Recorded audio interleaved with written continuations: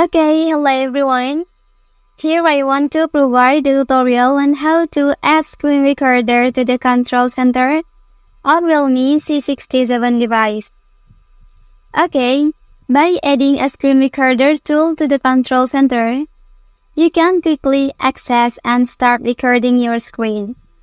It is provide an easily accessible feature for capturing and sharing content. Okay, let's go to the tutorial. Here I will open the control center of my device. And then here you can see that there is no screen recorder tool here. So you can add it in the following way. Please click the pencil icon here. And then you can scroll down. After that, drag and drop the screen recorder tool, which is in the section to the control center menu.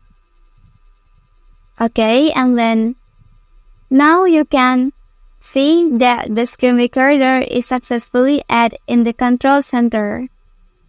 Okay, that's the tutorial on how to add screen recorder to the control center on Realme C67 device. If you are helped by this video, don't forget to like and subscribe to get other information from this channel. Thank you.